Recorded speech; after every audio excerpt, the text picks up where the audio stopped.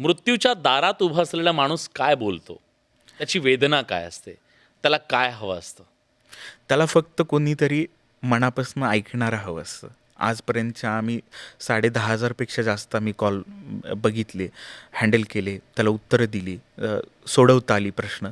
तर मला असं लक्षात आलं की आजपर्यंत आम्हाला एकाही शेतकऱ्यानं कुठल्याही आर्थिक विवंचनेची किंवा आर्थिक लाभाची डायरेक्ट कुठलीही अपेक्षा, पैसे पैसे कोणी मागितलेले कुठलेही नाहीत. पैसे मागितले नाही आहेत. लोक म्हणतात की पैशासाठी हे आत्महत्या करतायत, कधीच नाही, पण तो पैशासाठी मरत नाही. कधीच हां. नाही. ज्यावेळी आम्हाला एक शेतकरी फोन करतो ना, आम्ही त्याच्यावर संशोधन केलं तर जवळपास 12 लोकांपर्यंत तो जाऊन आलेला असतो.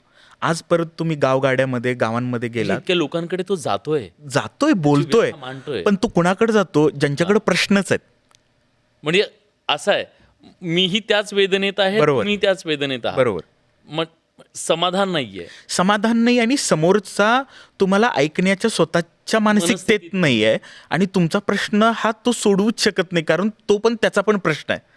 आणि प्रत्येक जण उत्तराच्या शोधात आहे. आज गावामध्ये तुम्ही बघितला शेतकरी जो त्रस्त आहे, अडचणीत आहे, आणि हा अल्पभूधारक शेतकऱ्याबद्दल आपण जास्त बोलतोय. बरं. आपण अडचणीत असणाऱ्या शेतकऱ्यापर्यंत बोलतोय, आपण आत्महत्याच्या विवंचनेत असणाऱ्याबद्दल शेतकऱ्याबद्दल बोलतोय, आपण इन जनरल शेतकऱ्याबद्दल ही चर्चा करत नाही नाही. नाही, अगदी बरोबर. तर हा जो शेतकरी आहे ना, हा कुठल्याही व्यवस्थेपर्यंत पोहोचला गेलेला नाही आजपर्यंत.